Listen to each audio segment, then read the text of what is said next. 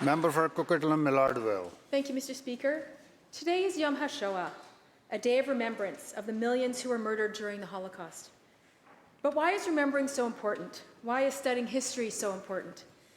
History reminds us of where we come from, and it can serve as a reminder of where we're heading. Today, Jews around the world are feeling afraid, again.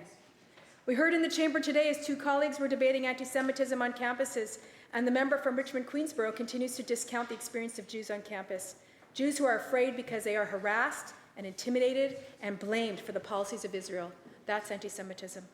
That's anti-Semitism on Yom HaShoah in 2024, the day to remember when hate towards Jews and others was permitted to flourish. And it is flourishing. Mr. Speaker, on the evening of Saturday, April 13th, I sat with a dozen other Canadians in Tel Aviv waiting for the Iranian rockets to descend on Israel, where half of the world's 16 million Jews live. My cousin and her mother-in-law, Ellen, were also in Israel that week.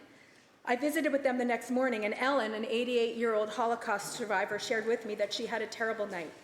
She slept with her clothes on, the lights on. In fact, there was no sleep for her that night. She said, "It's happening again." History tells us where we are heading, right here and right now. Jews all over the world are afraid it is happening again. And the it is not about gas chambers. The it is not about concentration camps. The it is not about tattooed numbers on one's forearm. The it is the silencing of others. The it is the intimidation of others. The it is the harassment of others. The it is the isolation of others. The it is the silence of those in positions of power, and the it is the silence of the majority.